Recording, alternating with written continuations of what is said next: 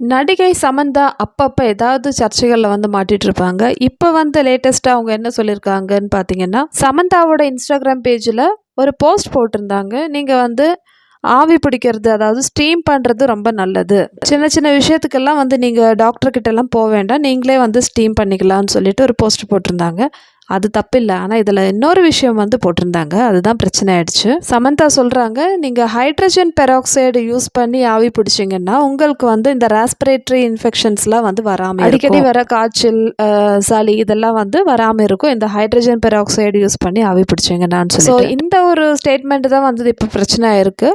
இதுக்கு வந்து நிறைய டாக்டர்ஸ் வந்து கண்டனம் தெரிவிச்சுட்டு வராங்க. சமந்தா ஒரு பெரிய இன்ஃப்ளூயன்சர், நிறைய ஃபாலோவர்ஸ் இருக்காங்க. அவங்க எப்படி வந்து ஒரு விஷயத்தை பற்றி தெரியாமல் வந்து பேசலாம்? ஹைட்ரஜன் பெராக்சைடு எதுக்கு யூஸ் பண்ணுறாங்க பார்த்தீங்கன்னா, நம்மளுக்கு ஏதாவது அடிபட்டுச்சுன்னா ஹைட்ரஜன் பெராக்சைடு வச்சு தான் வந்து அவங்க க்ளீன் பண்ணுவாங்க. ஸோ இது வந்து நெபுலைசர் வழியாக நம்ம இன்ஹேல் பண்ணும்போது நம்மளுடைய லங்ஸ் வழியாக உள்ளே போய் நிறைய இன்ஃபெக்ஷன் ஆகிறதுக்கு வாய்ப்பு இருக்குது. இதனால உங்களோட உயிருக்கே வந்து ஆபத்தாக கூட இருக்கலாம்னு சொல்லிட்டு டாக்டர்ஸ்லாம் வந்து சொல்கிறாங்க. டாக்டர்ஸ் சொல்கிறது கரெக்டான விஷயம் தான். எதுவுமே வந்து ப்ரூவ் பண்ணாமல் நம்ம சொல்ல முடியாது. எஸ்பெஷலி ஒரு பப்ளிக் பிளாட்ஃபார்மில் வந்து அதுவும் நிறைய ஃபாலோவர்ஸ் இருக்கிற சமந்தா இந்த மாதிரி சொல்லும்போது கொஞ்சம் யோசிச்சிருக்கலாம். அப்படிதான் எனக்கு தோணுது. ஆவி பிடிக்கிறது தப்பு இல்லை. நம்ம எப்போவுமே வந்து ஒரு காய்ச்சல் இல்லை இரும்பல் இல்லை சளி வந்தாலே வந்து நம்ம வந்து யூஸ்வலாக வந்து ஒரு துளசி இல்லைனா ஒரு ஏதாவது ஒரு மென்தோல் அப்படி ஏதாவது ஒரு மெடிசின் யூஸ் பண்ணி நம்ம வந்து கண்டிப்பாக ஆவி பிடிப்போம். ஆனால் சமந்தா சொன்னது வந்து மெடிக்கலி வந்து ஒரு ஹைட்ரஜன் பெராக்சைடுன்னு சொல்லிட்டு ஒரு மெடிசின் யூஸ் பண்ணி ஆவி பிடிங்கன்னு சொன்னது வந்து ஏற்றுக்க முடியாத ஒரு விஷயம். இது வந்து ப்ரூவனான ஒரு ட்ரீட்மெண்ட்டு கிடையாது.